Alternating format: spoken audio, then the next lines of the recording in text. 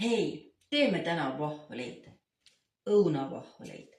Vahvlite tegemiseks te vajate võid, mul on võid kuskil nii palju, et mõned vahvlid sellest võist isegi saab.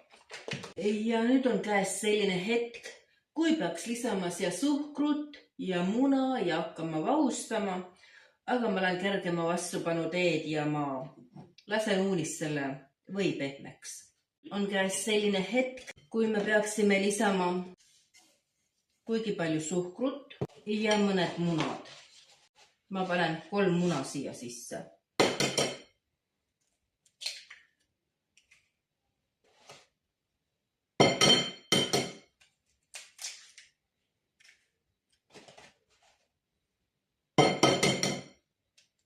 Ja siis klopime need munad siin võiseguses vahule. Kui mul oleks vanakooli vahvlimasin, siis sellest suhkrukogusest siin täiesti piisaks. Aga kuna mul on selline laiade hammastega vahvlimasin, siis see kuidagi neelab selle magusa maitse ära ja selleks, et need vahvlid oleksid magusad, lisan siia ka kohviveskis jahvatatud suhkrut ehk siis tuhksuhkrut. Ja veel võib siia lisada vaniljesuhkrut. Ja nüüd klopime selle veel korra ära. Ja veel võib sellega lisada kas vett või piima. Mina lisan vett,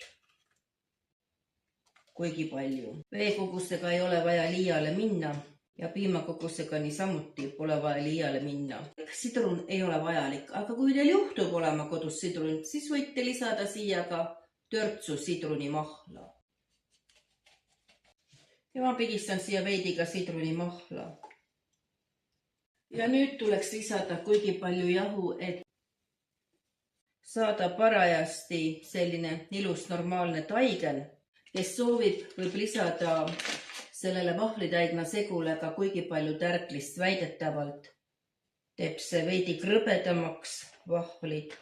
No ma panen natukene. Ja siis ma lisan veel siia kuigi palju jahu.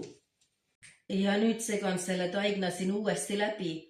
Ja siis vahetan selle vispli-lusika vastu välja. Minu vahvlitaigen on selline. Ja nüüd ma koorin ja viilutan ka mõned õunad. Esimene õun on viilutatud, aga üritan nüüd noaga siit sees need väikesed südamikud välja lõigata, ennem kui me nendega edasi jätkame. Kassate õunaviilut taigna sisse. Ja panete need vahvlimasinale.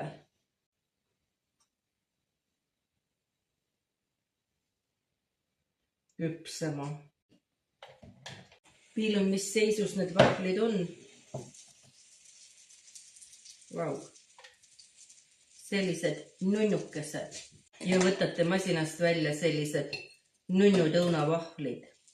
Need õunavahvlid näevad mul välja sellised. Mõned heledamad, mõned tumedamad õun on siin sees. Kes soovib, võib siia peale riputada suhkrukaneelisegu või süüa neid niisama. Head isu mulle ja teile tšau!